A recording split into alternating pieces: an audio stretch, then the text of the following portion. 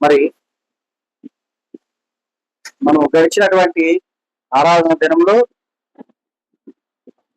యేసు ప్రభు వారు మన కొరకు ఏమి చేశారు, మనకు వెన్నంటి ఉండి ఎలా మనల్ని తండ్రి యొద్దకు నడిపించాడు, తీర్పులోకి రాకుండా ఉండటానికి మనల్ని ఎలా చూశారు అనేటటువంటి విషయాన్ని మనం ధ్యానం చేసుకుంటాం. అయితే మరి ఈ దినమున మరికొన్ని విషయాలు ఆ యొక్క 2 లేఖనానుసారమైనటువంటి విధానం మొత్తం ప్రకటన గ్రంథంలో మనం ధ్యానం చేసుకుందాం. మొదటిగా చూడండమ్మా, యోహాను సువార్త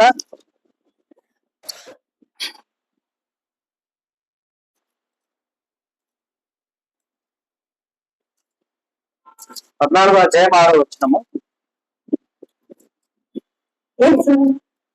నేనే మార్గమును సత్యమును జీవమును, నా ద్వారానే తప్ప ఎవడను తండ్రి వద్దకు రాడు. యేసు ప్రభు వారు చెప్పినటువంటి మాటలు మనము పోయిన వారం ధ్యానం చేసుకున్న విషయాలే. మొదటి 2 లేఖనాలను మనం పరిశీలిస్తాము. అయితే మొదటగా మనం ఏం చూస్తున్నామా, యేసు ప్రభు వారు చెప్పిన విధానం ఏమని, నేనే మార్గమును సత్యమును జీవమును, నా ద్వారానే తప్ప ఎవరునూ తండ్రి యొద్దకు రాడు.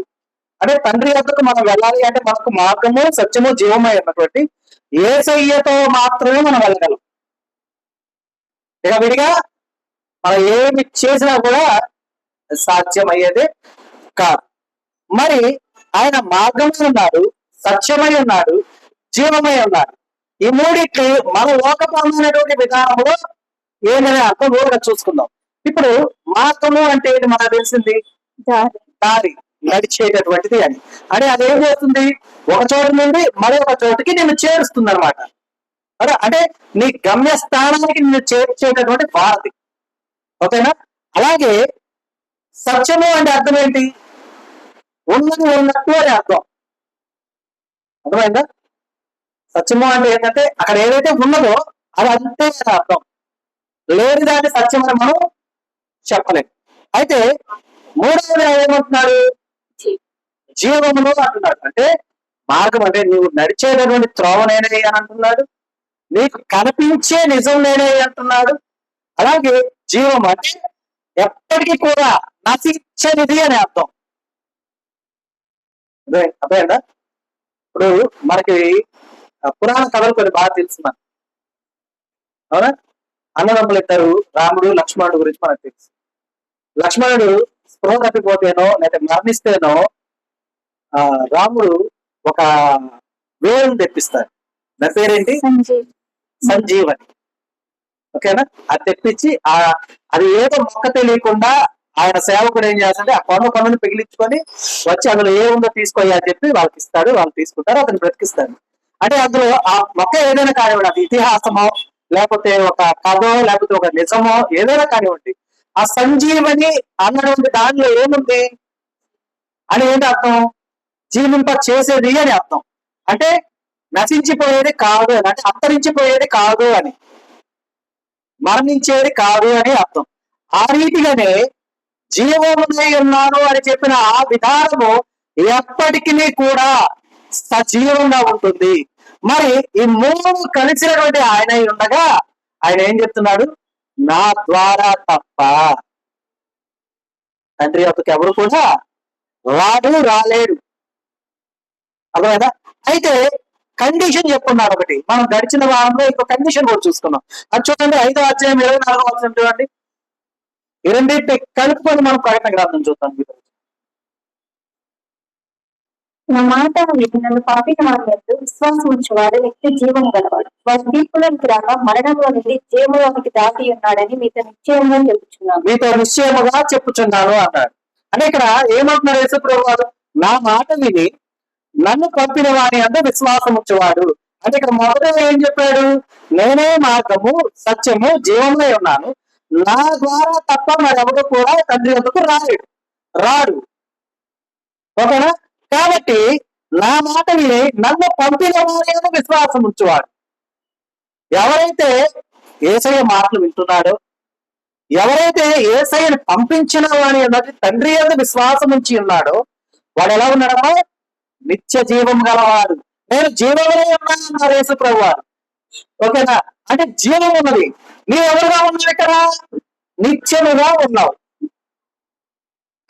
అర్థమైందా? యేసయ్య ఎవరు? నేను జీవమై ఉన్నాను అన్నాడు. ఇక్కడ ఇక్కడ ఏమని చెప్తున్నారు? నన్ను పంపిన వాడి అని విశ్వాసం ఉంచేవాడు నిత్య జీవము గలవాడు. జీవము అంటే యేసయ్య అయ్యాడు. నిత్యము అంటే అక్కడ నిత్యం ఎవరయ్యారు? ఎవరైతే ఉన్నారో వారయ్యారు. ఓకేనా?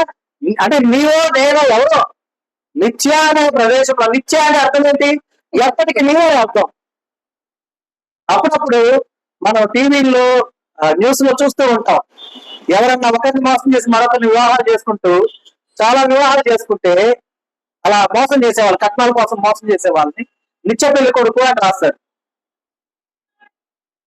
స్త్రీ అయితే నిత్య పెళ్లి కూతురు అని రాస్తారు. అంటే దాని అర్థం ఏంటి?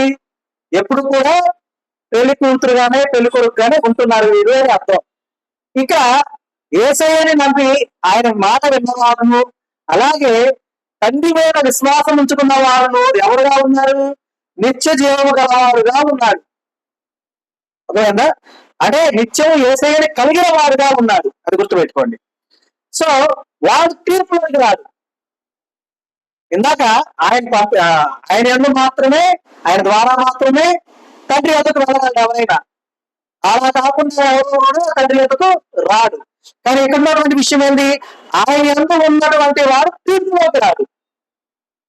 అక్కడేమో ఆయన లేకపోతేనేమో తండ్రి వద్దకు రాడు, ఆయన ఉంటేనేమో తీర్పులోకి రాడు. ఇప్పుడు పాయింట్ అర్థమైందా? ఇందాక ఏమన్నారు?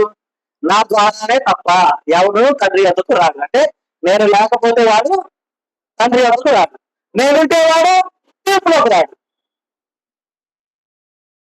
పాయింట్ అర్థమైందా? ఒకటి తీర్పులోకి రాడు, రెండు తండ్రి వద్దకు రాడు. తండ్రి వద్దకు ఎక్కడికి వెళ్తాడు? తీర్పులోకి వెళ్తాడు. ఓకే, తీర్పులోకి రాగానే వాడు ఎక్కడికి వెళ్తాడు? తండ్రి వద్దకు వెళ్తాడు. రెండింటి కనెక్ట్ చేస్తుంది ఏంటిది? ఏమా? యేసు ప్రభు వారే. అర్థమైందా? మధ్యలో రెండింటిని కనెక్ట్ చేసిన యేసు ప్రభు వారే. అంటే ఈ రెండింటి కామన్ పాయింట్ ఎవరు? యేసయ్య. యేసయ్య దగ్గర ఉంటేనే తండ్రి వద్దకు వెళ్ళగలం, యేసయ్య దగ్గర ఉంటేనే తీర్పులోకి రాకుండా ఉండగలం. సేఫ్ జోన్ అంటారు, విన్నారు ఈ మాటను మీరు? సేఫ్ జోన్ అనమాట యేసు ప్రభు. అర్థమైందా? సో మరి చూడండి, తీర్పులోనికి రాక మరణంలో నుండి జీవంలోనికి దాటి ఉన్నాడని మీతో నిశ్చయముగా చెప్పుతున్నాను. జీవంలోనికి ఎలా దాటాడు అంటే ముందు ఉన్నది ఏమని రాస్తుంది? నిత్య జీవం గలవాడు. నిత్య జీవం గలవాడే వాడి మరణం ఉంటుందా? ఏమా ఉండదు. కాబట్టి ఇందాక మనం అనుకున్నట్టుగా నిత్య పెళ్లి కొడుకు అంటే వాడికి ఎప్పుడు కూడా అమ్మగారింట్లో అల్లం ఉంటది కదా, అవునా కదా? సో అలాగే అంటే ఈ లోకంలో నిత్య పెళ్లి కొడుకు అంటే మోసం చేసేవాడని అర్థం. ఓకే, కానీ ఇక్కడ నిత్య జీవం కలిగిన వాడు అంటే ఏంటంటే అర్థం వాడు మరణంలోనికి రాడు అని, అంటే తీర్పులోకి రాడు అని. అయితే వీటిని ఇవి రెండు మనం పొందుకున్నాం, యేసయ్య దగ్గర మనం ఉన్నాం. తీర్పులోకి రాట్లో తండ్రి దగ్గరకు వెళ్ళే అవకాశం మనకు ఉంది. అయితే వీటిని నిలబెట్టుకునేది ఎలా? వీటిని మనం నిలబెట్టుకోవాలా? ఏమా? ఈ విషయాల్లో ఎన్ని కండిషన్స్ ఉన్నాయో ఆ కండిషన్స్ ని యేసు ప్రభు వారు పరలోకమందు యోహానుకు వివరిస్తున్న విధానం. ఎందుకంటే ఆయన వివరించింది ఎవరికి? ఏమా? ప్రకటన గ్రంథంలో ఎవరు రాసింది? ప్రకటన గ్రంథంలో ఏ యోహాను? బాప్తిస్మ ఇచ్చే యోహానే కదా. ఎవరు? శిష్యుడని యోహాను. ముందు చెప్పిన రెండు మాటలు రాసింది ఎవరు? ఎవరు? ఆయనే, యోహానే. కాబట్టి ఆయన ద్వారా చెప్పించిన మాటలు మనం చూద్దాం. ఇక్కడ స్టార్ట్ చేయండి మన ప్రకటన గ్రంథానికి. ఈ రెండు లేఖనాలను గుర్తుపెట్టుకోండి, ప్రకటన గ్రంథంలోనికి వచ్చేయండి. 2వ అధ్యాయము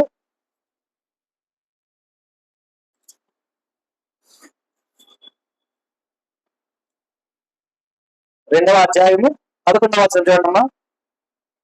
సమయంలో ఆత్మ చెప్పుచున్న మాట చెవిగలవాడు వినుగాక. జయించువాడు రెండవ మరణం వల్ల ఏ హానియో చెందడు. సంగములతో ఆత్మ చెప్పుచున్న మాట చెవిగలవాడు వినుగాక. జయించువాడు రెండవ మరణం వల్ల ఏ హానియో చెందడు. రెండవ మరణం ఇందాక యేసు ప్రభు వారితో ఉంటే వాడు నిత్య జీవం గలవాడు కాబట్టి వాడు తీర్పులోకి రావట్లా. మరేమవుతున్నారు? మనం ఇందాక మనం గడిచిన వారంలో మరణం నుండి జీవంలోని దాటి ఉన్నాడు అనగానే చాలా మంది రెడీ అయిపోతారు. మరి ఈ లోకంలో చాలా మంది క్రైస్తవులు, విశ్వాసులు, సేవకులు మరణించారు కదా, మరణం మరణం మరణం అంటారు. మన మరణం అది కాదు, ఇప్పుడు వస్తుంది మన మరణం. ఈ మరణం అనేది లోకపరమైనది, ఇప్పుడు వచ్చే మరణం అన్నమాట. ఈ మరణంలోకి రాక జీవంలోకి దాటి ఉన్నాడని అర్థం. ఏ వచనంలో మనం ఇందాక చదువుకున్నటువంటి లేఖనాల్లో ఏమని, నన్ను పంపిన వాడు, అంటే నా మాట విని నన్ను పంపిన వాడి యందు విశ్వాసం ఉంచేవాడు నిత్య జీవము గలవాడు, వాడు తీర్పులోనికి రాక మరణంలో నుండి జీవంలోనికి దాటి ఉన్నాడు. అన్నం ఏంటమ్మా? ఇక్కడ ఉన్న రెండవ మరణం కూడా చూద్దాం ఏంటది.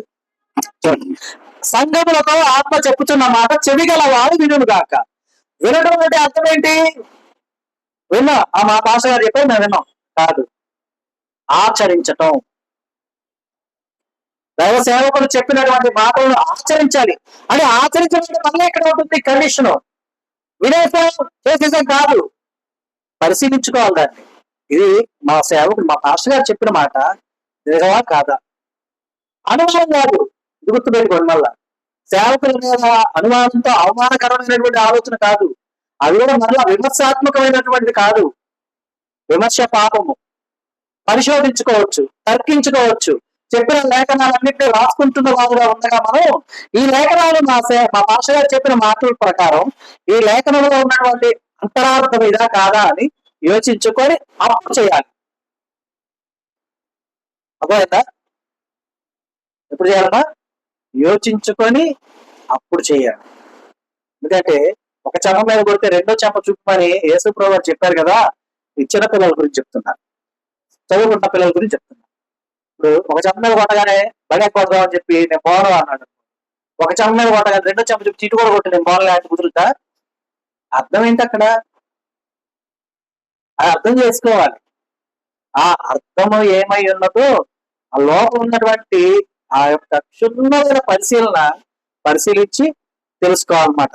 ఇక్కడ సంఘములతో ఆత్మ చెప్పుచున్న మాట, సంఘములతో చేరి ఉన్నటువంటి విశ్వాసులందరితో ఆత్మ చెప్పుచున్న మాట. ఆత్మ చెప్పుచున్న మాట అంటే ఏంటి? సేవకుడు చెప్తున్నటువంటి సమస్త విధములు, దేవుడికి మిమ్మల్ని దగ్గర చేసే సమస్తము అని అర్థం. ఆత్మ చెప్పుచున్న మాట చెవి గలవాడు వినుగాక.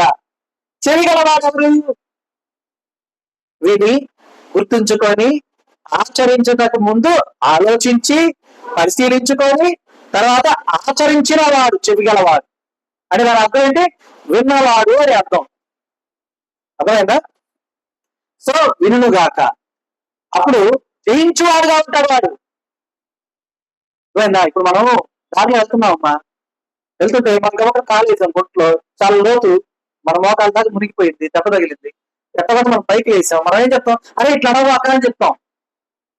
వాడు ఎన్నో అనుకోండి, వాడు ఏం చేస్తాడు? పక్క నుంచి వెళ్తాడు. వినకపోతే ఆడు మొత్తమే చెప్తున్నావే అని కాలేసాడు అనుకో, నీకు తగిలిన దెబ్బ కన్నా ఎక్కువ దెబ్బ తగలొచ్చు వాడికి. అర్థమైందా? కాబట్టి వాడు జయించేవాడు. అంటే జయించేవాడంటే ఆ మాటలు నెరవేర్చేవాడని అర్థం, దేవుని మాటలు అంగీకరించేవాడిని అర్థం, ఆచరించేవాడిని అర్థం, అనుసరించేవాడిని అర్థం. సో ఆ జయించేవాడు ఏం చేయడమ్మా? ఏం కాదంట? రెండవ మరణము వలన వానికి ఏ హానియు చెందదు. ఓకేనా? రెండవ మరణం ఏంటి? మరి మొదటి మరణం చెప్పారు, మరి లోకంలో చెప్పేది అన్నారు, బాగుంది. రెండవ మరణం ఏంటి? మరి అది కావాలిగా. 8వ వచనం చూడండి. పూర్ణంలో ఉన్న సంఘము దూతకు ఇలాగ వ్రాయము. మొదటి మరణం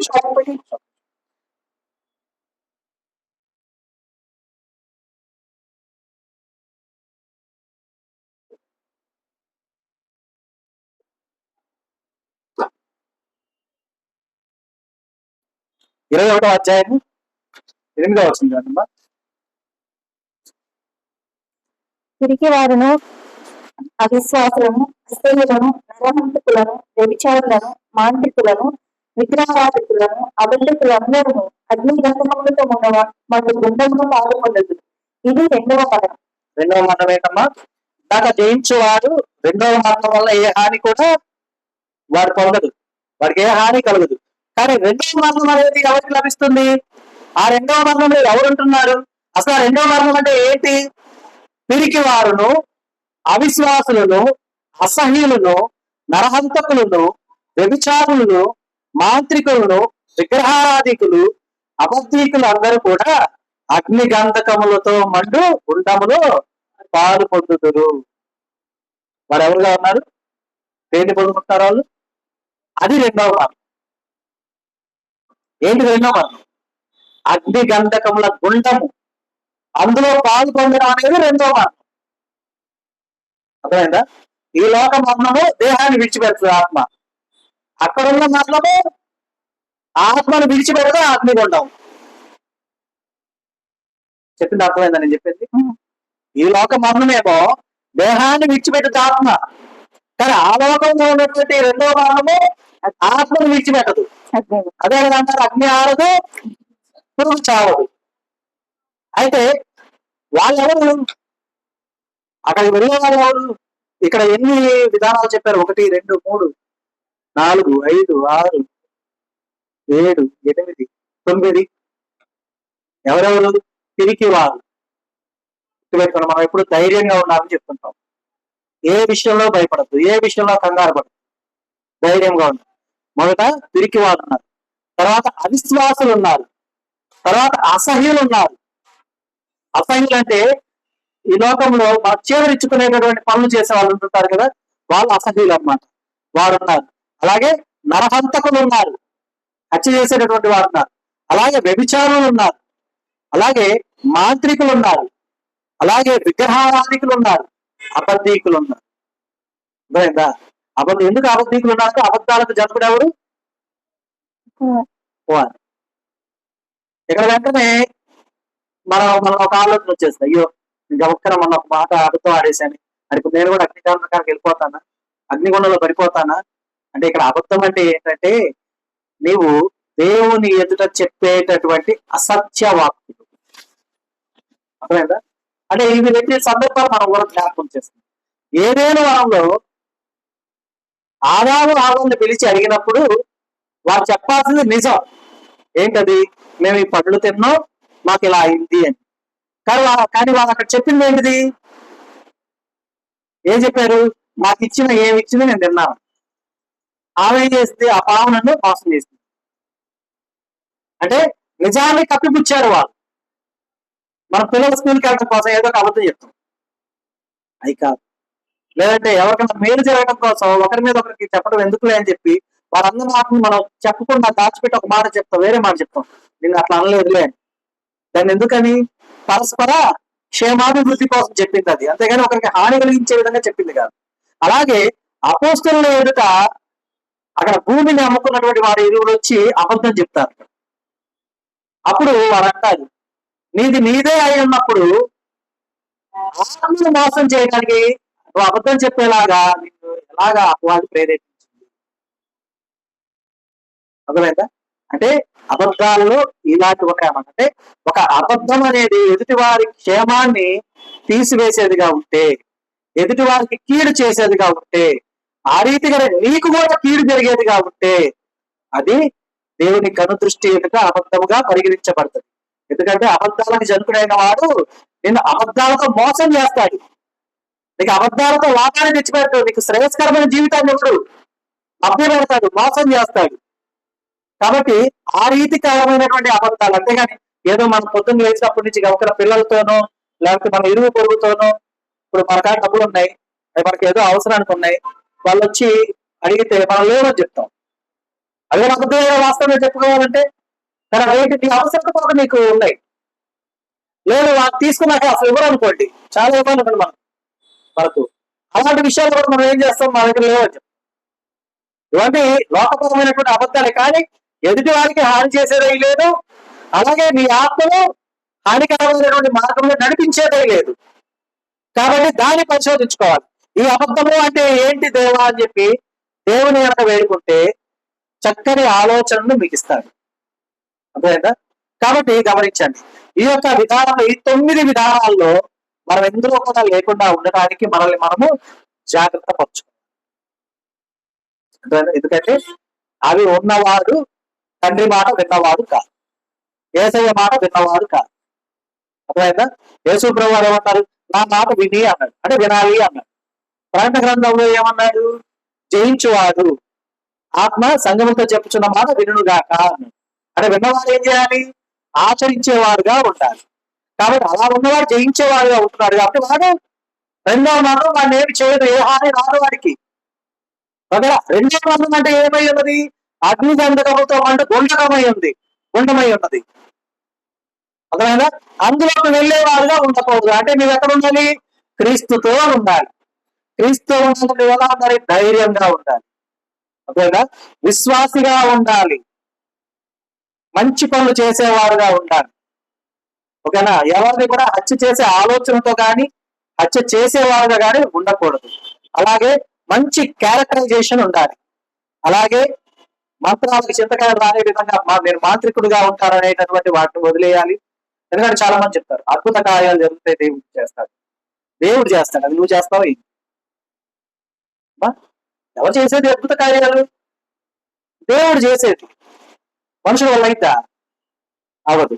కాబట్టి ఆ విధంగా మాంత్రికులుగా ఉండకూడదు, అలాగే విగ్రహారాధికులుగా ఉండకూడదు, అలాగే అబద్ధం ఆడేవారుగా ఉండకూడదు. కాబట్టి ఈ 9 విషయాల్ని మన నుండి దూరపరుచుకునే వారుగా మనం ఉండాలి. అర్థమైందా? వీలైతే ఈ 9 విషయాల గురించి, ఒక్కొక్క విషయం గురించి మనము తర్వాత వాక్యానుసారంగా చర్చించుకుందాం. ఒక్కొక్క విషయం గురించి మార్పు ఎలా చెందాలి, దాన్ని ఎలా విడిచిపెట్టి మన పక్కకి రావాలి అనేటటువంటి. ఎందుకంటే కొన్ని మనలో ఉంటాయి, పిరికితనం మనలో ఉంటుంది. అప్పుడప్పుడు కొన్ని సార్లు అవిశ్వాసానికి లోనవుతుంటాం మనం కూడా. మన కళ్ళ ఎదురు జరిగే విధానాలు కావచ్చు, లేదా మన ఎదురు జరుగుతున్న కొన్ని కారణాలు కావచ్చు, కార్యాలు కావచ్చు. అలాంటి వాటి విషయంలో కొన్ని కార్యాలు మనం చేసే విధానంతో అసహ్యం మనకే కలుగుతుంది. ఇలాంటి కొన్ని ఉంటాయి. సో ఇలాంటి వాటిని మనం మన నుండి దూరపరచుకోవడానికి పూర్తి స్థాయిలో మనము అవకాశం దొరికితే మనం చర్చించుకుందాం. కాబట్టి రెండవ మరణంలోనికి వెళ్ళక వాడు ఎక్కడికి వెళ్తున్నామో జీవంలోనికి దాటి ఉన్నాడు. ఇప్పుడు ఆయన మాట విని ఆయన పంపిన వాడి యొక్క విశ్వాసం ఇచ్చిన వాడు. వాడు ఎలా ఉండాలి? జయించేవాడుగా ఉండాలి. జయించేవాడుగా ఉంటే ఇవన్నీ కలుగుతాయి. జయించేవాడు అంటే ఎవరు? ఆత్మ సంఘంతో చెప్పిన మాట చెవి కలిగి వినేవాడు. మా పరిశుద్ధ గ్రంథంలో ఒక మాట ఉంటుంది, దుర్మ చెవులు కలిగిన వాడు అని. ఆ చెవులు కాదు, అదేనా? చెవి గల వాడిగా ఉండాలి. చెవి కలిగిన వాడు అంటే వినేవాడు, అలాగే ఆచరించేవాడు. కాబట్టి మనం ఆ విషయాన్ని గుర్తుంచుకోవాలి. అలాగే చూడండి 3వ అధ్యాయము 3 నుండి 5 వచనాలు చూడండి.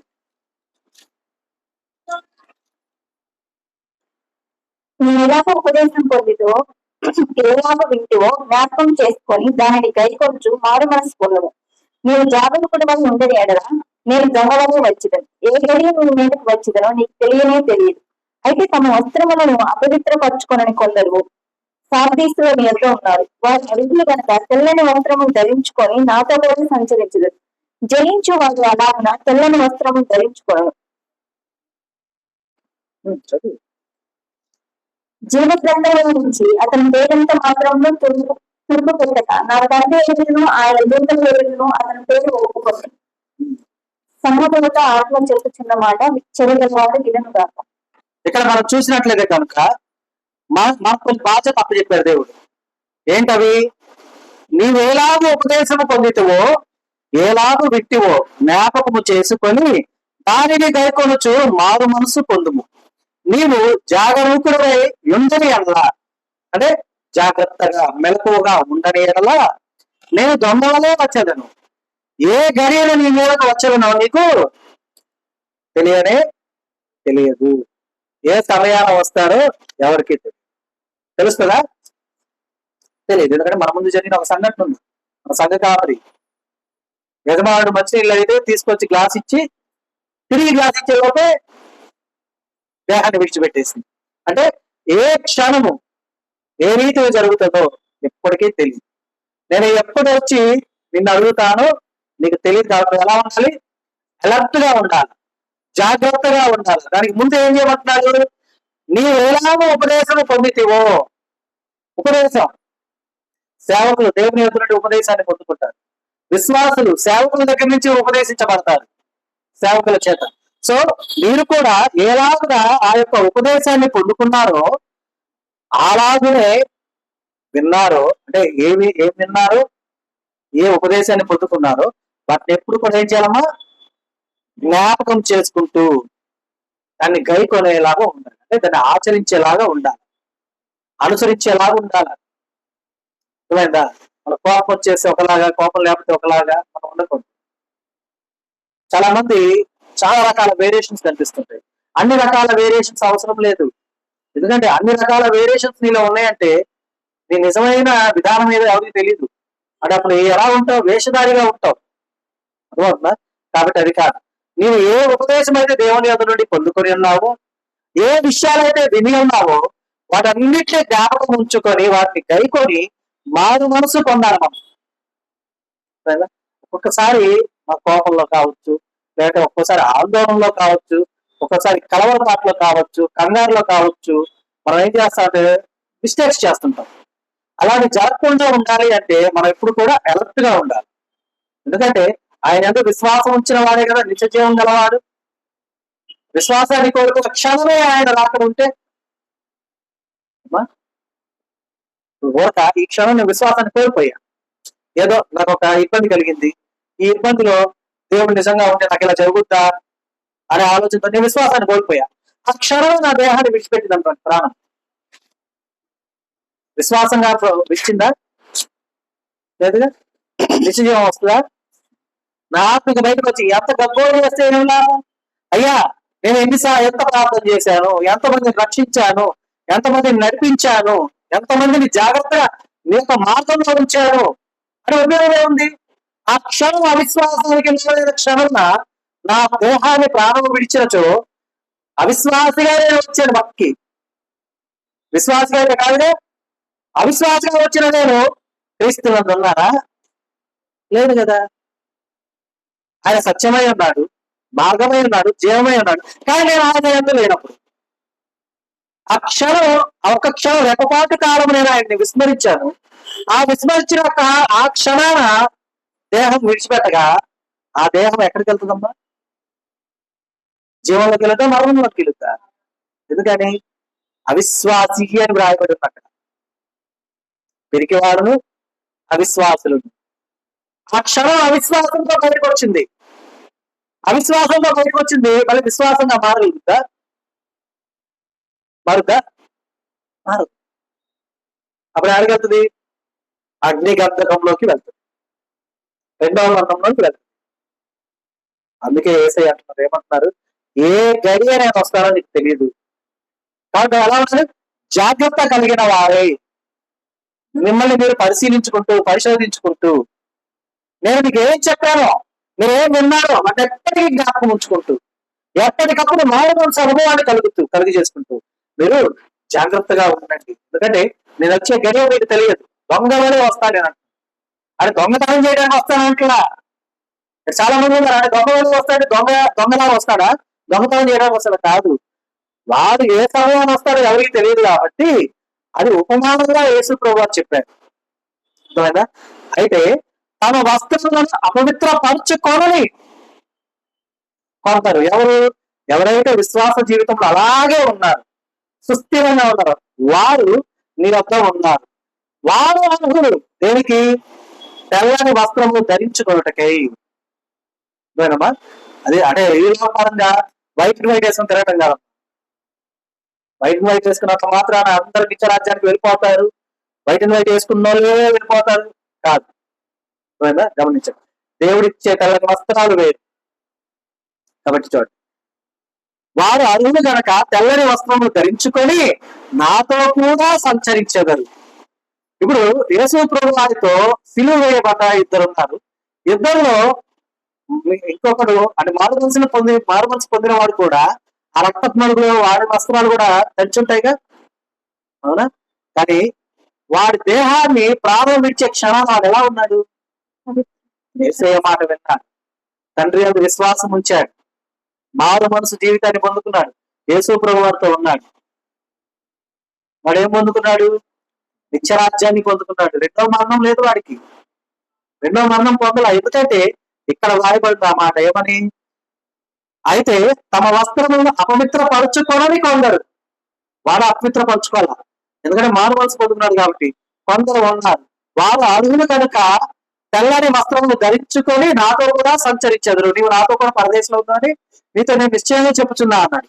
ఆయనతో కూడా సంచరించాడు. జయించువాడు ఆలాగున తెల్లని వస్త్రములు ధరించుకొనును.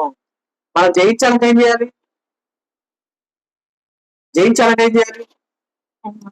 ఆత్మ సంగముతో చెప్పుచున్న మాట వినాలి, విని ఆచరించాలి. అప్పుడు మనం జయిస్తాం. ఇక్కడ ఏమంటున్నారు చూడండి, జయించువాడు అలాగే తెల్లని వస్త్రమును ధరించుకొనును, జీవగ్రంథంలో నుండి అతని పేరు ఏమాత్రమును తుడుపు పెట్టక. అంటే జీవగ్రంథంలో పేరు రాస్తే తుడిచేస్తారని అర్థం ఉందా లేదు? ఇక్కడ చాలా మంది అంటారు గొప్పగా, ఒక్కసారి నా పేరు జీవగ్రంథంలో రాస్తే ఇక అది పోదని. కానీ ఇక్కడ ఏమని రాయబడింది? ఎవరుందమ్మా? తుడుపు పెట్టక అని అర్థం ఏంటి? తుడిచే అవకాశం ఉంది అని అర్థం. అంతము వరకు జయించాలి మనం, కాబట్టి గమనించాలి. చూడండి, జీవగ్రంథంలో నుండి అతని పేరు మాత్రమును తుడుపు పెట్టక నా తండ్రి ఎదుటను ఆయన దూతల ఎదుటను అతని పేరు నేను ఒప్పుకుందును. దేవుని స్తోత్రం. హల్లెలూయా, హల్లెలూయా. ఎందుకంటే ఏ పాటి వాళ్ళము? యేసయ్య తండ్రి ఎదుట దూతల ఎదుట నీ పేరు నా పేరు మన పేరు ఒప్పుకోవడానికి, అవును నేను నా బిడ్డ అని ఒప్పుకోవడానికి ఏమాత్రం మన దగ్గర ఉన్న ఆసక్తి చెప్పండి, ఉందా? అది ఉండాలంటే ఏం చేయాలి? మారు మనసు అనుభవం, పరిపూర్ణమైనటువంటి జ్ఞానాన్ని సంతరించుకోవాలి. మనం ఎన్నో ఏళ్ళ నుంచి దేవుళ్ళలోకి నడుస్తున్నాం, దేవుళ్ళలో ఉన్నామని కాదు ముఖ్యం. మనం కొద్ది కాలమే దేవుళ్ళలో ఉన్నా కూడా పరిపూర్ణ జ్ఞానాన్ని పొందుకోవాలి. అసలు వాట్ ఈస్ గాడ్, ఆయన కను దృష్టి ఏమిటో నేనే ముందు. అదేనా? వీటన్నిటిని మనము తెలుసుకున్న వారుగా మనం ఎప్పుడు కూడా ఉండాలి. ఆ రీతిగా ఉంటేనే మనం జయించేవారుగా ఉంటాం. ఎందుకంటే మనల్ని మనం తగ్గించుకోవాలి కదా. మొదట తగ్గించుకోవాలంటే మనం చాలా ఉన్నవాళ్ళు మనం తగ్గించుకుంటావా? ప్రతి ఒక్కరిని నీకన్నా వాడే గొప్ప అని చూడు. ఎప్పుడు కూడా తగ్గింపు స్వభావంతోనే ఉంటాం. అలాగనే ఉన్న నీకు మారు మనసు నీలోంచి వెళ్ళిపోద్దా? తెలుసుదా? ఎప్పటికీ నేను విడవదు. నువ్వు విడిచిపెట్టాలో విడవదు. ఎందుకంటే నీలో ఉండేది తగ్గింపు స్వభావం నీలో ఉంది. మరి చూడండి, జయించినటువంటి వారు కాబట్టి మనం జయించాలంటే ఆయన మాటలు వినాలి, ఆ మాటలు ఆచరించాలి. అలాగున జయించిన వారుగా ఉంటే తెల్లని వస్త్రములు ధరించుకునే వారుగా ఉంటారు, అర్హత పొందుకున్న వారుగా ఉంటారు. పరలోకము వస్త్రాలు ధరించుకున్న వారుగా ఉన్నవారు మాత్రమే జీవ గ్రంథంలో సుస్థితులు అవుతారు. ఆ మాటే చెప్తూ ఉన్నాడు. ఏమని? జీవ గ్రంథంలో నుండి అతని పేరు ఏమాత్రమును తుడుపు పెట్టక నా తండ్రి ఎదుట ఒప్పుకుంటా, వీడు నిత్య జీవము గలవాడు, వాడు తీర్పులకు వెళ్ళటానికి లేదు. అంటే మరణం నుండి వాడు జీవంలోకి రావాల. నేను ఒప్పుకుంటాను ఆ మాట అంటున్నాడు. మరి మన గురించి ఒప్పుకోవద్దా? ఒప్పుకోవద్దా? మరి మనకి ఎందుకమ్మా ఈ లోకంలో చిన్న చిన్న ఆలోచనలతో మనం దేవుడికి దూరం అయిపోతున్నాం తెలుసా? ఒకళ్ళ మీద అసూయ, ఒకళ్ళ మీద కోపం, ఒకళ్ళ మీద ద్వేషం, ఒకళ్ళ మీద కుళ్ళు కుతంత్రాలు, ఇలాంటివన్నీ కూడా మనం ఏదో మూల ఉంటూనే ఉంటాయి. మనం అనుకోవచ్చు అలా నేను అస్సలు ఎప్పుడు అలా ఆలోచించలేదు, నేను అందరినీ కూడా నాతో పాటుగా సమానంగా చూసుకుంటాను అని. కానీ ఒక్కసారి మనస్సాక్షిని ప్రశ్నించి ఎంతమందిని మనం నిజంగా ఎట్లాంటి స్వార్థం లేకుండా మనతో పాటుగా చూసామా?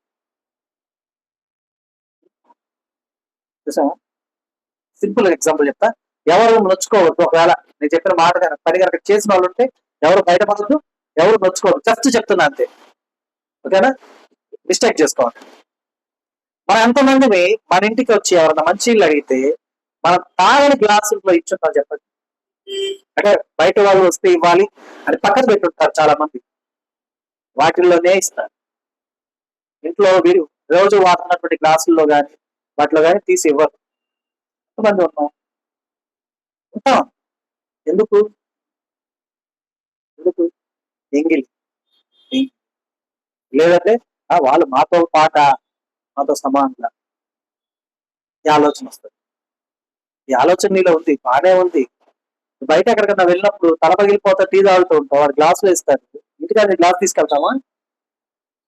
అదేంటది అంటే నీకేమో సపరేట్ గ్లాస్ లో నువ్వేమో ఎదురు తీయాలా, నీకేమో సపరేట్ గ్లాస్ అందరూ గ్లాస్ కావాలా? ఉంటదమ్మా. అంటే నేను ఎవరిని కూడా చేతులు ఎత్తమని కానీ మీరు ఉందా ఈ ఆలోచన కానీ ఎవరిని ప్రశ్నించను. జస్ట్ జ్ఞాపకం ఉంచుకోండి. అంటే ఇది నా జీవితంలో జరిగిన అనుభవం కాబట్టి చెప్తున్నా. ఏం లేదు, మా బాబాయ్ చనిపోయారులేండి, రవి బాబాయ్ ఇక్కడ ముందు ఆ ఇంట్లో ఉండేవాళ్ళు, మన మేడ మీద దాంట్లో ఉండేవాళ్ళు. ఆయన దగ్గర యోహాన్ అనే ఆయన పనిచేస్తూ ఉండేవాళ్ళు.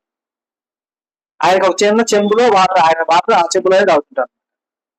ఒక రోజు మా పిన్ని మా బాబాయ్ బయట నుంచి పరిశీలి తీసుకురా అంటే అవి చూసుకోకుండా యోహానికి ఎవరు ఆ చెంబులో ఇచ్చింది. ఇక్కడ లాగి ఈ చెంబు ఎవరిది అన్నాడు. తాగలేదు కదా, తనకి అర్థం కాలే ఈ చెంబు ఎవరు, ఇదేంటి మా కొత్తగా ఈ చెంబు ఎవరు అయితే అదే దాంట్లో అది యోహాన్ తనగాలి ఇస్తే మొహాన్ చేసుకుంటాడు. నేనున్నాను అక్కడ. మనకు ముందు రావి చెట్టు ఉండేది లేదు, వేరే ఒక రావి చెట్టు పెద్దది ఉండేది, అది కొత్త అనమాట, వేసిన కొత్తలో జస్ట్ ఇంత మానతో ఉంది, కొట్టేసినప్పుడు ఇంత పెద్ద మానైంది లేండి. ఇంత మానతో ఉన్నప్పుడు నేను ఆ చెట్టు కింద కూర్చొని ఉన్నా, మా బాబాయ్ బండి ఆగి నా పక్కన బండి మీద కూర్చొని ప్యాకెట్ అన్నమాట సాయంత్రం మొహాన్ చేసుకుంటాడు. తగిలిందో తప్పించుకుందో నాకైతే గుర్తులేదు. విశ్లేష ఏమి ఆ చెప్పు కలుగుతారు కదా, కలగకుండా తెచ్చేది కదా, అవునా? పోనీ రెగ్యులర్ గా ఆ చెప్పులు ఎవరికి రావాలి నాకు ఇస్తా ఉన్నారు, ఎవరికి పాపం రాదుగా. నేను ఇక్కడ మిమ్మల్ని ఎవరికి ఉద్దేశించట్లా, నా జీవితంలో జరిగిన యథార్థ ఘటన కాబట్టి చెప్తున్నా అనమాట. సో ఇక్కడ మనం ఏం చేయాలంటే ప్రతి ఒక్కరిని సమానంగా చూడగలరు. ఎందుకంటే నిన్ను నన్ను వేసే అలాగే చూశాడు, దేవుడు అలాగే చూశాడు. అర్థమైందా? అలాగ కాకుండా ఇంకో విధంగా చూడనే లేదు. అలా చూస్తే గనక దేశానికి ప్రధానులుగా రాష్ట్రపతులుగా ఉన్న వాళ్ళే నిత్యరాజ్యంలో ఉన్నారు. సువార్త వాళ్ళకి మాత్రమే వివరించబడాల, కానీ రాజులకి వినిపించబడుతుంది, కడుపేదకి వినిపించబడుతుంది. దేవుడికే లేదు తారతమ్యం, మనకెందుకు? దేవునికే లేదంటే యుగాలు జీవించగలిగినటువంటి శక్తివంతుడైనటువంటి ఆయనకు లేదు భేదాభిప్రాయాలు. మనలో ఉన్నటువంటి ఆత్మ నీవు నా పొద్దు పోని వెళ్ళిపోతే నెక్స్ట్ మినిట్ నిన్ను ఎవరు దగ్గర చేర్చుకో, నేను పట్టుకోవడానికి కూడా ఎవరు ఇష్టపడతారా? ఇష్టపడరు. నిన్ను చూసి పోయి కాళ్ళు పెట్టుకుంటారు ఇంటి ముందే. అది మన పరిస్థితి. దేవుడు అనుగ్రహించిన ఆత్మ మనలో ఉన్నంత వరకే మనకు మర్యాదలు, మనకు విలువ. అది వెళ్ళిపోయిందా విలువ లేదు. నిన్ను చూడటానికి వచ్చినటువంటి వారు సైతం కూడా దూరం నుంచే చూస్తారు, నీ దగ్గర కూడా రాదు. నీ సొంత వారు నీకు దగ్గర ఉంటారంటే వారి పొరపాటున నీ మీద అత్యంత అనుమానం ఉండి నీ మీద ప్రేమ కలిగి ఉంటే నీ మీద వచ్చి పని ఏడ్చి వెళ్తారు. ఎందుకు వెళ్ళిన వెంటనే స్నానం చేస్తాను. ఏంటది చేయరా? మేము చెయ్యమనే వాళ్ళు ఇప్పుడు చేతులు ఎత్తండి చూద్దాం. సరే కాళ్ళలో కలుపుకోకుండా ఇంట్లోకి వెళ్తాను వాళ్ళు చేతులు ఎత్తండి. నేను ఎత్తాను, అవుతా పట్టుకొని నేను స్నానం కూడా చేయను, పట్టుకున్నా నేను స్నానం చేయను. అంటే ఏదో గొప్ప కోసం నేను చెప్పట్లా, ఏమి లేదు. అంతకుముందు ఆత్మ ఉంది, ఇప్పుడు ఆత్మ లేదు. ఇలాగ స్నానం చేసే అలవాటు, కాళ్ళు గడుపునే అలవాటు ఉంటే కనుక చికెన్ ఇంట్లో పట్టించుకునే ముందు వెళ్ళి స్నానం చేయాలా, చికెన్ తిన్నాక పోయి స్నానం చేయాలా, చికెన్ తిన్న వెంటనే కాళ్ళు కడుక్కోవాలా, ఇంటికి తెచ్చుకునే వెంటనే కాళ్ళు కడుక్కోవాలా. అది శవం కాదా? అవునా కాదా? చూసారా? శవాన్ని పీక్కు తినేవాళ్ళం మనం. లెగ్ పీస్ అట్లా పట్టుకొని కొరికితే ఎముక సహా మొత్తం పిండి పిండి అవ్వాల. చూడండి, అయితే మనలో తారతమ్యం ఉన్నంత వరకు కూడా జయించేవారుగా మనం జయించలేమంటే నువ్వు జయించగలగాల. ముందుగా నీలో ఉన్నటువంటి నేను అనే భావం తీసేయి, నాది అనేది తీసేయి, నాకే అనేది తీసేయి. అప్పుడు చూడు దేవుడు ఎంత గొప్పగా నీకు కనపడతాడు, నిన్ను ఎంత గొప్పగా ఆదరించాడో, నిన్ను ఎంత గొప్పగా నడిపిస్తాడో చూడు. అప్పుడు నీకు తెలుస్తుంది. కాబట్టి గమనించండి, మన పేరు జీవ గ్రంథంలో వ్రాయబడి ఉంది ఎప్పుడు? బాప్తీసం తీసుకున్నప్పుడు. కానీ తుడిచివేసే అవకాశం కూడా ఉంది ఎప్పుడు? నువ్వు మార్గము తప్పినప్పుడు. కాబట్టి అలాగున కాక జయించేవారుగా ఉండాలి. జయించేవారుగా ఉండాలంటే నీ కోచ్ ఎప్పుడు నీ పక్కనే ఉండాలి. అంతే కదా, టెక్నిక్స్ చెప్పేది కోచే కదా, నీకు నేర్పిస్తూ నేను నడిపించేది కోచ్. నీ కోచ్ ఎప్పుడు నీ పక్కన ఉంటే నీకు అదే బలం, అప్పుడే నువ్వు గెలవగలుగుతావు. నువ్వు గెలవలేకపోయినా మంచి పోరాటాన్ని ఇస్తావు. అదేనా, మంచి పోరాటం పోరాడి ఓడిన వాడు కూడా గెలిచినాడు లెక్క. తెలుసా ఆ విషయం? మంచి పోరాటం పోరాడి కూడా ఓడిపోయినా సరే వాడు గెలిచినట్టే. అందుకే రాజులు మన పూర్వం జరిగినటువంటి విధానంలో ఏ రాజు కూడా పిరికివాడుగా వెనుదిరిగి పారిపోదు. మరణం ఎదురొచ్చినా సరే మరణించడానికి సిద్ధంగా ఉంటాడు. అయితే మీ ప్రాణం పోతుంది, కానీ అదే అంటుంటారు, విజయము వీరస్వర్గము అంటారు వాళ్ళు. లేదా అంటే వాడు ఓడిపోయినా వాడి విజయమే వాడికి. నేను అంత గట్టి పోటీ ఇచ్చానని అర్థం. కానీ దేవుడు మనల్ని ఎప్పుడు కూడా ఓడిపోయేలా చేయడు, నిన్ను గెలిపిస్తూనే ఉంటాడు. అయితే ఎప్పుడు నువ్వు ఆయనతో నడిచినప్పుడు, ఆయన నేను ఒప్పుకొని నీ పక్షాన ఉన్నప్పుడు, అలా ఉండాలి. నువ్వు ఎలా ఉండాలి? జయించేవారుగా ఉండాలి. పోయిన వారంతా మనం ధ్యానం చేసుకునేది యేసు ప్రభువు మన తోడు ఎలా ఉంటారు, ఎలా నడిపిస్తారు, మన కాళ్ళకి దీపంగాను త్రోవకు వెలుగుగాను ఎలా ఉన్నారు, సమస్తం మనకు ఎలాగ బోధపరుస్తూ ఉన్నారో తెలుసుకున్నాం. ఈ వారం మనం చూసుకుంటుంది ఏంటి? ఆయన మనల్ని ఎలా జయింపజేస్తాడని చూస్తాం. జయించే వారికి ఏమిస్తున్నాడు? ఇక్కడ తెల్లని వస్త్రాలు ఇచ్చి జీవ గ్రంథంలో పేరు ఎప్పటికీ కూడా శాశ్వతంగా ఉండే విధంగా చేర్చి ఉన్నారు. కాబట్టి అది గమనించాల. అలాగే 2వ అధ్యాయము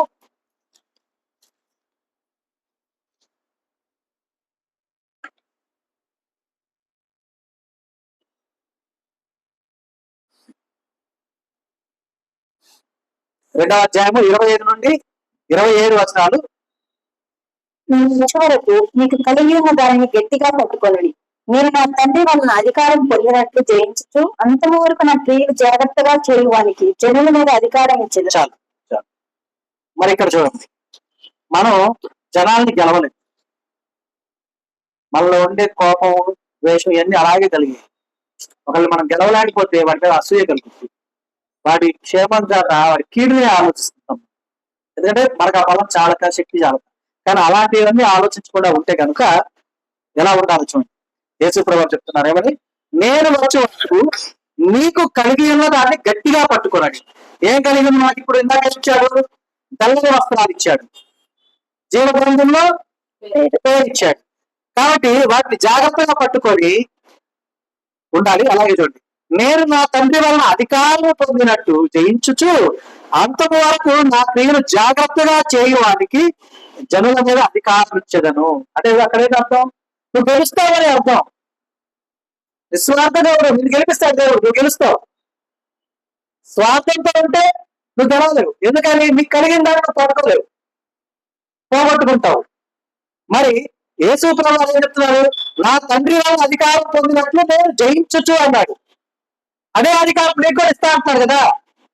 అప్పుడు నువ్వు జయిస్తావు, జయించవా? ఈ లోకాన్ని జయించాలి మనం. లోకంలో ఉన్న సమస్తం మీద జయాన్ని పొందుకోవాలి. పొందుకోవాలని మన శక్తి సరిపోతా, మన యుక్తి సరిపోతా? చాలు.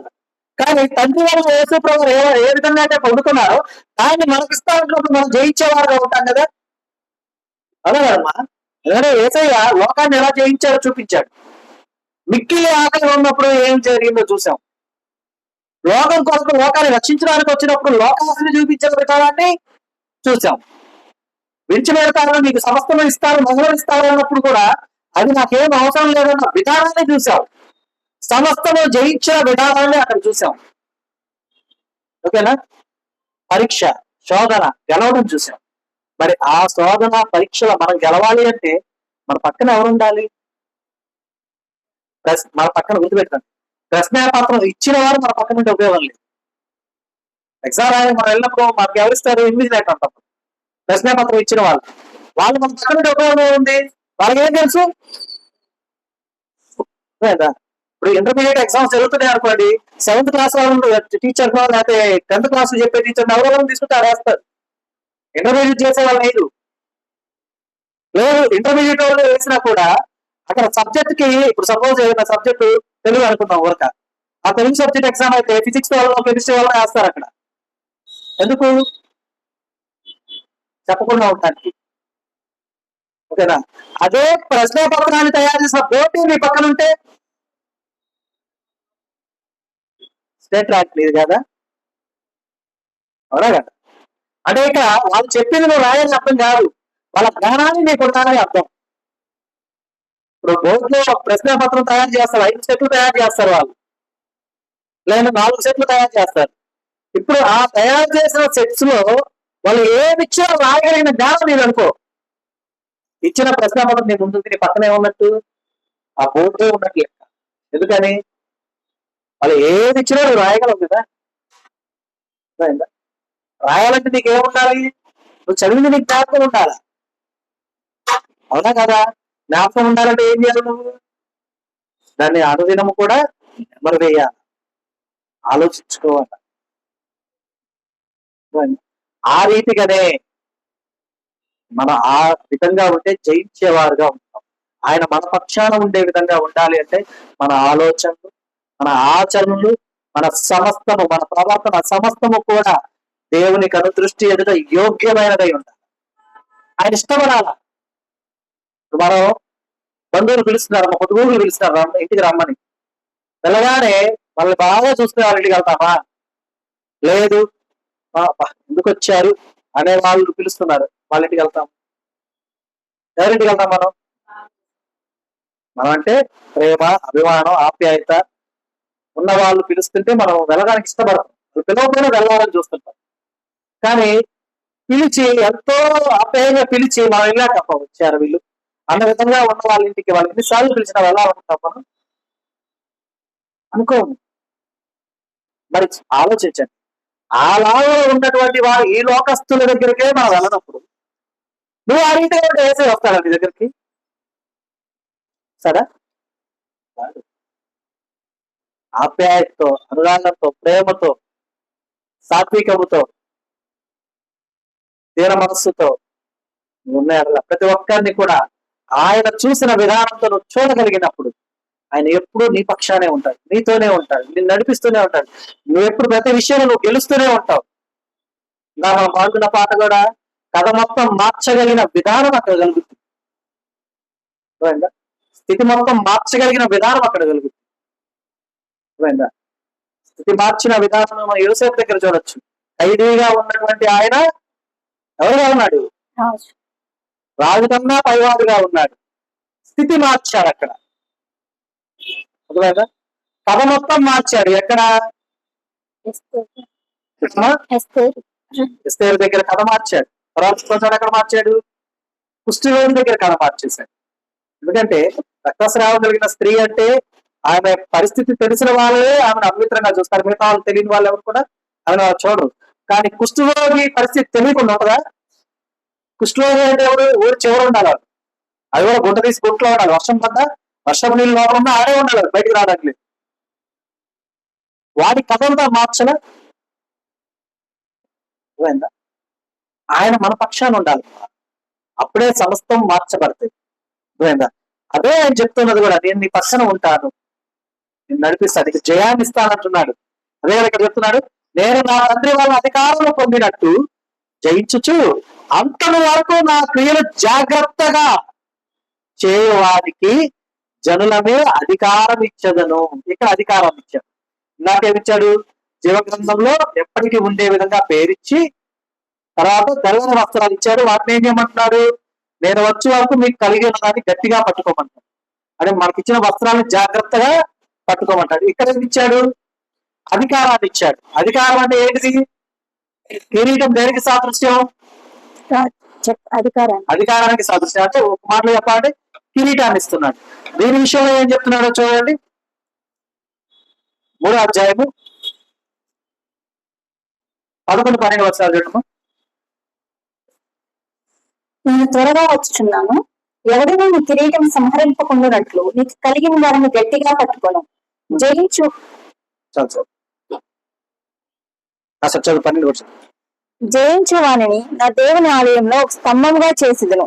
అందులో నుండి వాటికి మీద అన్నిటికీ వెలుపలికి పోడు. మరియు నా దేవుని పేరును పరలోకములో నా దేవుని వద్ద నుండి దిగి వచ్చుచున్న నూతనమైన యెరూషలేమును నా దేవుని పట్టణపు పేరును నా క్రొత్త పేరును వారి మీద రాసేదను.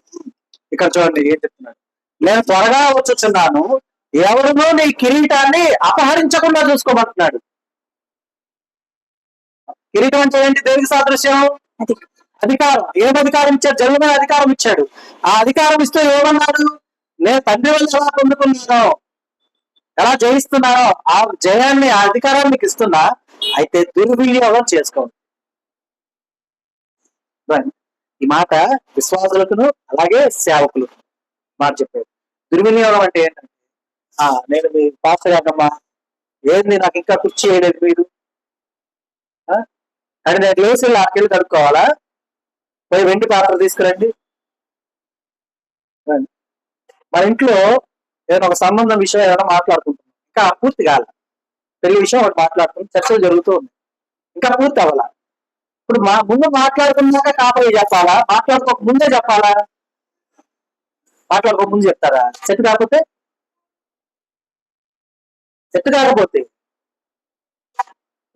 ముందు మాటలు జరుగుతుంటాయి. మా ఇంట్లో అబ్బాయి ఉన్నాడు, మా ఇంట్లో అమ్మాయి ఉంది, వాళ్ళిద్దరికి చూద్దాం అనుకునే మాటలు చెప్పాల్సిన అవసరం లేదు. కానీ కొంతమంది సేవకులు కానీ గర్విష్ఠులైనటువంటి వాళ్ళని ఏమంటారు తెలుసా? అంటే నాకు తెలియకుండానే నువ్వు ముందే మాట్లాడుతున్నావు, ఇంకేదో మాట్లాడుకొచ్చావు, పోయి చేసుకోపోండి. కట్నం వేస్తున్నావా? మేము కట్నం ఇస్తున్నామా? మేము పందిరేసి పెళ్లి చేస్తున్నామా? పోనీ రేపు మీకు ఏమైనా బాధలు కలిగితే, ఇబ్బందులు వస్తే ఆయన రోజు కూర్చొని ఏమైనా ఆరుస్తామో తీరుస్తాం. మేము ఏం చేస్తాం? పెళ్లిలో పెద్ద పెట్టేసుకొని స్టేజ్ మీద అందరిలో మేము కూర్చొని అందరినీ చూస్తా ఉంటాం. ఇదేనా సహజంగా జరిగేది? అవసరమైతే ప్రార్థన చేస్తాం వెళ్ళి, అంతకు మించి మీరు పెట్టిన భోజనాలు చేసి బయటకు వస్తాం. ఓకేనా? మీరు కాడికి ఇస్తే తీసుకుంటాం, బయటకు వచ్చేస్తాం. ఇదే మా సేవకులకు ఉండే పాత్ర. ఈ పాత్ర మిమ్మల్ని మీకు అధికారంగా ఉండకూడదు. మిమ్మల్ని అదరగొట్టేటటువంటి అయిపెట్టి అధికారంగా ఉండకూడదు. అర్థమైందా? అంటే ఎందుకు చెప్తున్నానంటే ఈ మాట, అధికారం దేవుడు ఇచ్చాడు, దుర్వినియోగం చేయకూడదు. అర్థమైనా? ఇక్కడ మీరు మాట్లాడుకోక ముందు నాకు తెలియాల్సిన పని ఏమీ లేదు. ఎందుకంటే మాకు పెళ్లి సంబంధం మాట్లాడేవి 10 మందితో 20 మందితో మాట్లాడుతుంటారు. అర్థమైందా? చూపులకు వచ్చేవాళ్ళు ఫస్ట్ చూపులు అయిపోతే చేసేసుకుంటారు, లేదు 2-3 జరుగుతుంటాయి చూపులు.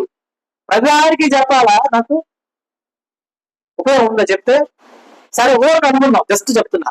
ఇప్పుడు మాటలు జరుగుతున్నాయి, అబ్బాయి మంచోడు అందరూ చెప్పారమ్మా అని మాట్లాడుకోబోతున్నాం అని సేవకులు చెప్తే, సేవకులు ప్రార్థన చేసి వాళ్ళకి నచ్చింది చెప్పేసా, ఇది సెట్ అయిపోతామ్మా, ఇంకా తిరుగులేదా?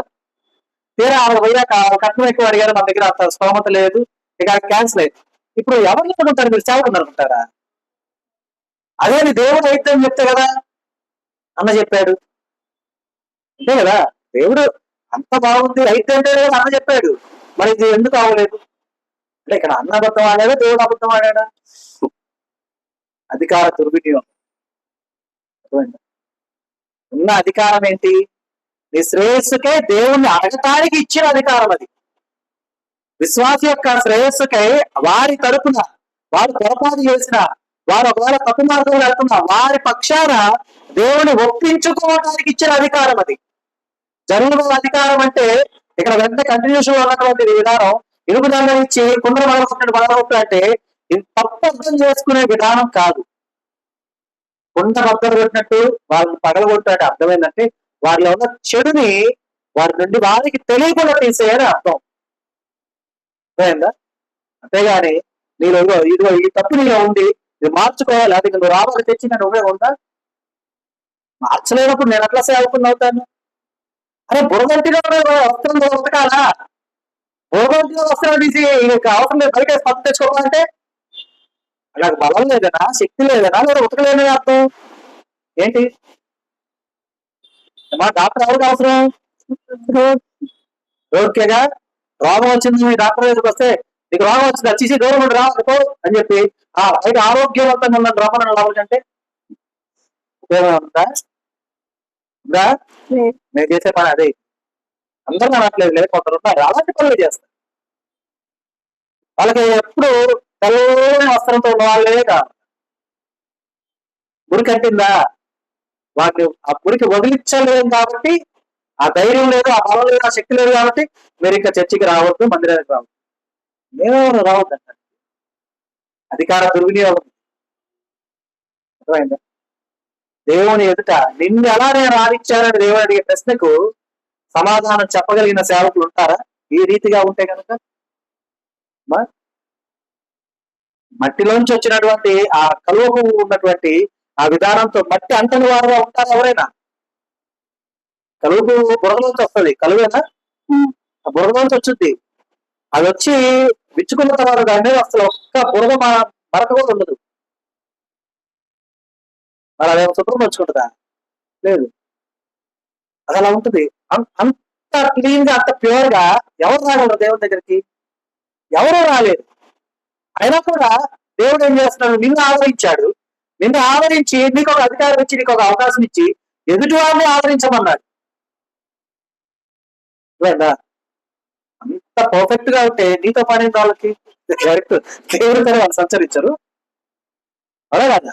కాబట్టి అధికార దుర్వినియోగం అనేది చేయకూడదు. అది సేవకులకే కాదు, విశ్వాసులకు కూడా ఉంటుంది. దేవుడు విశ్వాసులకు కూడా అధికారం ఇస్తాడు. ఏం అధికారం అంటే, నీ సహోదరుని సరిగా నడిపించే అధికారం నీకు ఇస్తాడు. దాన్ని నువ్వు ఉపయోగించుకోవాలా. దానికి చాలా మంది ఏం చేస్తారంటే, ఒక మిస్టేక్ జరిగిందని చెప్తే దాని భూతోద్రంలో చూసి ఇక వార్తలు చేరవేస్తారు. ఎవరికి? ఆ సంఘంలో పై స్థాయిలో ఎవరున్నారో వారికి చేరవేస్తారు. పై స్థాయిలో ఉన్న వాళ్ళు ఏం చేస్తారు? ఇక అవతల నిందించేలాగా. సో ఇలాంటి దుర్వినియోగాలు ఎవరు కూడా చేయకూడదు. దేవుడు అదే చెప్తూ ఉన్నాడు. ఏమని? నేను త్వరగా వచ్చుచున్నాను, ఎవరిలో నీ కిరీటము అపహరించకుండానట్లు నీకు కలిగిన దాన్ని గట్టిగా పట్టుకో. పట్టుకోవడం ఇలా పట్టుకొని నిలబడి కూర్చోడం కాదు. పట్టుకోవడం అంటే అర్థం ఏంటంటే గంభీరత్వాన్ని ప్రదర్శించు, చక్కగా ఉన్నటువంటి విధానాన్ని వివరంగా చెప్పు, స్ట్రైట్ ఫార్వర్డ్ గా చెప్పు. ప్రతి ఒక్కరిని ప్రేమించు, ద్వేషించు. ప్రతి ఒక్కరిలో క్రీస్తుని చూడు. ప్రతి ఒక్కరిలో మార్గము తప్పిపోతున్న వారిని చూడు, మార్గంలోకి నడిపించు. ఇది పట్టుకునే విధానం. కాబట్టి కలిగిన దాన్ని గట్టిగా పట్టుకొను. జయించు వారిని, ఇక్కడ చూడండి ఏం చెప్తున్నాడు, ఎవరైతే అధికారాన్ని సద్వినియోగపరుచుకుంటారో, దుర్వినియోగం చెయ్యరో వారిని ఏం చేస్తున్నాడు చూడండి. జయించు వారిని నా దేవుని ఆలయంలో ఒక స్తంభముగా చేసేదను. అంటే ఒక పిల్లర్గా చేసేదను. అందులో వారికి మీదట ఎన్నటికి వెలుపలికి పోడు. జీవగ్రంథంలో పేరైనా తుడిచేయడానికి అవకాశం ఉంది. వంశము దేవుని యొక్క మందిరంలో ఒక స్తంభంగా ఏర్పరచబడ్డావా, ఇక నువ్వు బయటికి పోయే అవకాశమే లేదు. మరియు నా దేవుని పేరును పరలోకములో నా దేవుని యొక్క నుండి దిగివచ్చుచున్న నూతనమైన యెరూషలేము నా దేవుని పట్టణపు పేరును, నా క్రొత్త పేరును వాటి మీద రాసేదను. ఏమంటాడమ్మా? కొత్త మందిరం పేరు రాస్తాను, దేవుని పేరు రాస్తా అంటున్నాడు, నా పేరు రాస్తా అంటున్నాడు. అంతేకాదు పూల స్తంభంగా చేస్తా అంటున్నాడు. నేను ఎన్నటికీ బయటికి పోయే అవకాశమే లేకుండా నిన్ను ఆదరిస్తా అంటున్నాడు. అర్థమైందా? కాబట్టి మనం ఎలా ఉండాలో ఆలోచించుకోవాలి. ఆయన మాట విన్నాం, ఆయన పంపిన విశ్వాసం ఉంచాం. ఈ రెండింటితో అయిపోలేదంతా. గడిచిన వారం కొన్ని చూసుకున్నాం, ఈ వారం మరికొన్నింటిని చూస్తున్నాం. మనం ఎప్పటికీ కూడా జయించేవారుగానే మనం జయించేవారుగా ఉండాలి అని దేవుడు మనకి ఇచ్చిన సమస్తము జాగ్రత్త పరచుకోవాలి. ఆ తెల్లని వస్త్రము జాగ్రత్త పరచుకోవాలి, అధికారాన్ని జాగ్రత్త పరచుకోవాలి. ఎప్పటికీ కూడా జయిస్తున్నటువంటి వారుగానే మనం ఎప్పుడు కూడా ఉంటూ ఉండాలి.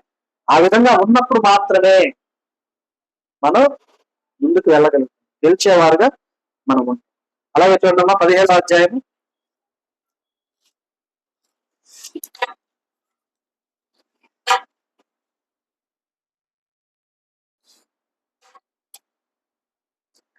13-14 వచనాలు చూడండి. మీరు ఏకాభిప్రాయం గలవారై తమ బలమును అధికారమును ఆ మృగములకు అప్పగించదు. మీరు గొర్రెపిల్లతో యుద్ధం చేతురు గాని గొర్రెపిల్ల ప్రభువులకు ప్రభువులకు రాజులకు రాజునై ఉన్నందులను తమతో కూడా ఉండేది వారు పిలువబడిన వారై ఏర్పరచబడిన వారై నమ్మకమైన వారై ఉన్నందులను ఆయన ఆ రాజును జయించను. ఇక్కడ ఇద్దరు గురించి చెప్తున్నారు దేవుడు. ఒకరు ఎవరంటే దేవుని మీద అత్యంత విశ్వాసం కలిగిన వారే ఉంది, ఆ అధికారాన్ని దుర్వినియోగం చేసేవారు ఒకరు. ఇంకొకరు అధికారాన్ని దేవుని కొరకు ఉపయోగించుకునే వారి గురించి చెప్తున్నాడు. ఏమంటున్నాడు చూడండి. మీరు అభిప్రాయము గలవారై తమ బలమును అధికారమును ఆ మృగములకు అప్పగించు. ఆ మృగము అంటే ఈ లోకం. ఈ లోకపరమైన విధానము లోకం కనపడకుండా జరిగేటటువంటి విషయం అనమాట. ఎందుకంటే ఒకరిని గద్దించి ఒకరిని ద్వేషించి ఒకరిని ఇష్టపడితే అది లోకపరమైన విధానమా దైవపరమైన విధానమా? అంతేగా. సేవకులకైనా విశ్వాసులకైనా ఎలా ఉండాలి? అందరూ సమానులుగా ఉండాలి. ఒకరంటే ఇష్టము ఒకరంటే ద్వేషం అనేది ఉండకూడదు. ఓకే. సో ఇక్కడ వీరు ఏకాభిప్రాయం గలవారే, అంటే ఒకే అభిప్రాయం గలవారే తమ బలమును, అంటే వాళ్ళకున్న బలాన్ని అధికారమును ఆ మృగానికి అప్పచెప్తారు, అంటే ఆ లోకానికి అప్పచెప్తారు. అయితే వారు మరలా ఎవరితో యుద్ధం చేస్తున్నారు?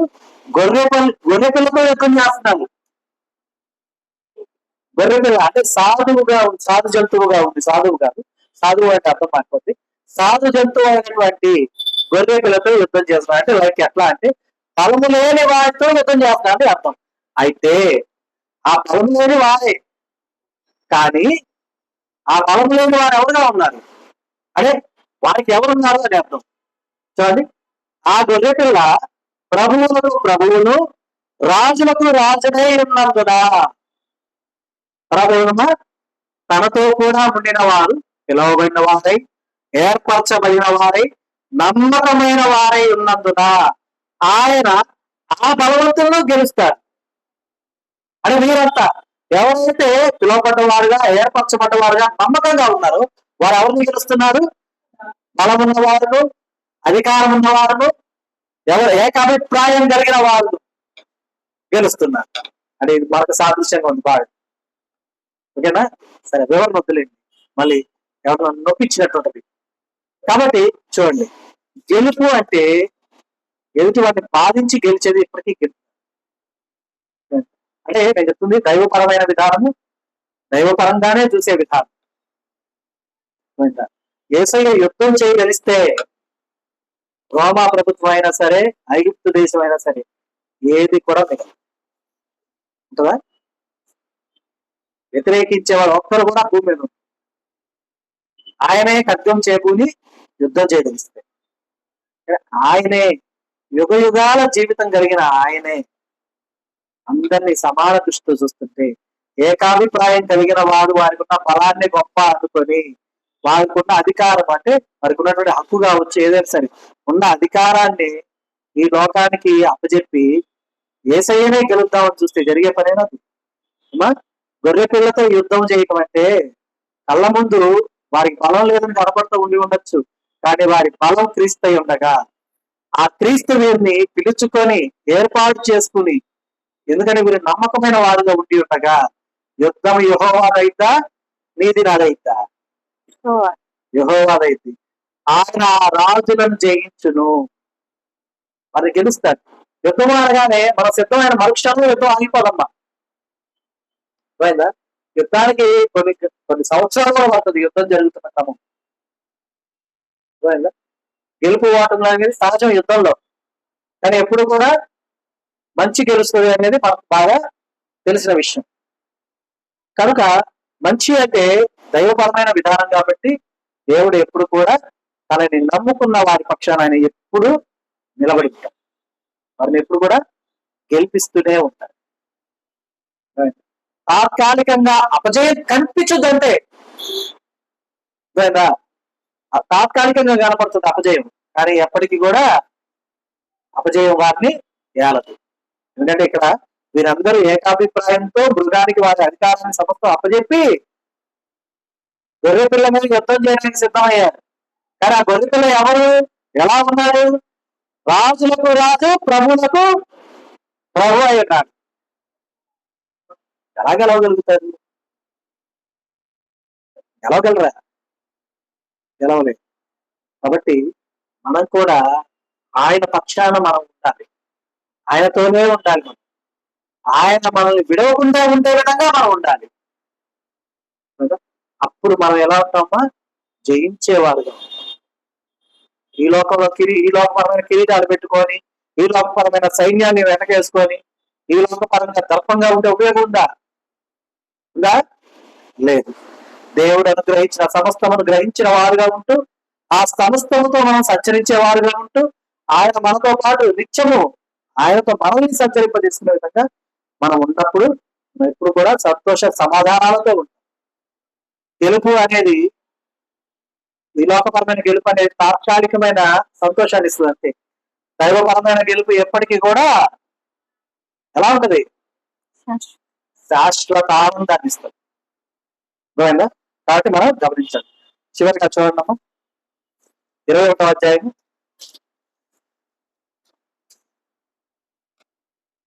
6-7 వచనాలు చూడండి.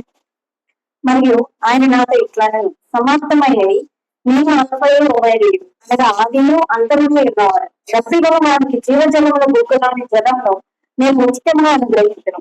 జయించువాడు వీటిని స్వతంత్రించుకోను. నేను అతనికి దేవుడనే ఎందును, అతను నాకు కుమారుడై ఎందును.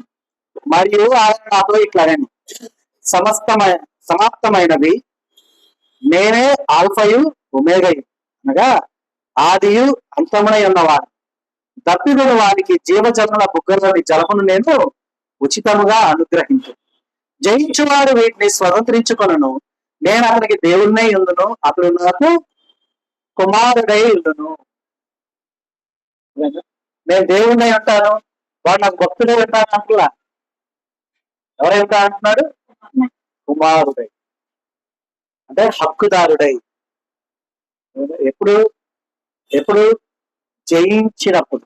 గుర్తుపెట్టు, మనం జయించేవారుగా ఉంటాం. జయించిన వారికి మాత్రమే ఏమి కలుగుతాయి. గుర్తుపెట్టుకున్నాం. జయించలేకపోతే ఏమి పొందలేదు. మొదట ఏం జయించాలి? ఏం జయించాలి చెప్పండి. మొదట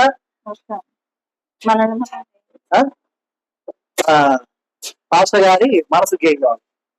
మనసు జయించాలి. పోయి మనం దండాలు పెడుతూ దశకాలు పెడుతూ అయ్యా సమస్తము నువ్వే, నీ అంతలో లేదని మనం అంతేనా?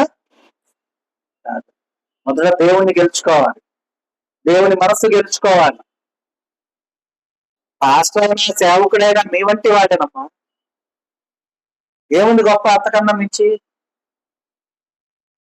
ఏమా మీరు వైట్ రైస్ తిన్నట్టు ఆయన వైట్ రైసే కదా తింటాడు, అవునా కాదు? అదే కానీ బంగారం ముక్కలతో చేసిన బియ్యం తింటాడా? అడుగుద్దా? సేవకులైనా సంఘ కాపరులైనా ఎవరైనా మీ వంటి వారి అయితే మీరు నడవవలసిన మార్గమును తండ్రి యొద్ద నుండి పొందుతున్న ఉపదేశమును మీకు బోధించేవారు, మిమ్మల్ని నడిపించేవారు. అంతేగాని మీ మీద అధికారాన్ని చలాయించేవారు కాదు.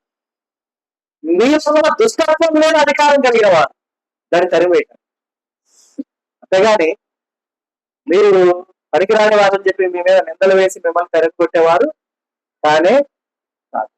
కాబట్టి ఈ లోకమైనటువంటి ఈ విధి విధానాలలో ఏ ఒక్క నలుని యొక్క సంతోషానికో నలుని యొక్క ఆనందం గురించో మనం ఆలోచించకూడదు. మనం దేవుని కనుదృష్టి ఎదుట ఎలా ఉన్నాం, ఆయన మాత్రమే మనల్ని ఎలా సంచరింపజేయగలుగుతున్నాం. ఆయన విషయాలు మనకు తెలిసినవి కాదు. కాబట్టి మనము మనకు ఉన్నటువంటి విషయాలను సేవకుల దగ్గర మనం మాట్లాడుకొని వారి దగ్గర నుంచి మనం ఆ యొక్క విధానానికి సంబంధించిన ఉపదేశములు ఉపదేశించుకోవడానికి మాత్రమే మీకు దేవునికి మధ్యవర్తి మాత్రమే ఉన్నారు సేవకులు. కాబట్టి ఈ పోరాటం ఎవరి పోరాటం వారిదే. మీ అందరి పోరాటం మీ పాస్టర్ల చేయడు. మీ పోరాటం మీదే, మీ యుద్ధం మీదే. కాకపోతే మీ యుద్ధంలో మీరు గెలవడానికి కావాల్సినటువంటి ఆ టెక్నిక్స్ మాత్రమే చెప్పగలరు.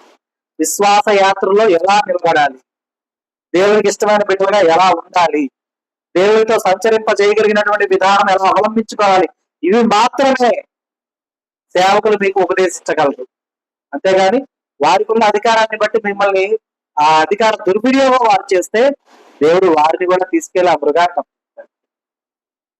అర్థమైందా? కాబట్టి మనం కేవలం సేవకులే కాదు, విశ్వాసులు కూడా వారికి ఉన్న అధికారాన్ని కూడా దుర్వినియోగం చేసుకోకూడదు. జయించేవారిగా ఎప్పుడు ఉంటాకి మెలకువగా ఉండి కలిగిన దాన్ని గట్టిగా పట్టుకొని మనం ముందుకు సాగిపోతూ ప్రతి విషయంలో దేవుని మనసు జయించేవారుగా మనం ఉంటూ ఆ రీతిగా మనం ముందుకు వెళ్తున్న ఎడల దేవుడు మనకు వెన్నంటి ఉండి నడిపించచ్చు. మన యుద్ధం అంతా సమస్తము ఆయనే చేస్తూ మరణము నుండి జీవంలోనికి మనల్ని దాటించి నిత్య జీవార్థమైన వారసత్వాన్ని మనకిస్తూ జీవ గ్రంథంలో శాశ్వతమైన మన పేరును లిఖిస్తూ ఆయన మందిరంలో మనల్ని ఒక స్తంభంగా చేసి ఆయన పేరును, ఆయన నూతన యెరూషలేము పేరును, యేసు ప్రభువు యొక్క కొత్త పేరును మన మీద రాస్తాడు. కాబట్టి ఆ సమస్తములకు మనం యోగ్యత కలిగిన వారి ఇందుటకై చాలిన జ్ఞానంతో దేవుడు మనల్ని నింపి నడిపించును కాక. ఆమేన్. దేవుడు మనకు అనుగ్రహించిన తన సత్యవాక్యం బట్టి దేవుని కృతజ్ఞతాస్తుతులు చెల్లిస్తున్నారు. దేవుడు తన వాక్యం దీవించును కాక.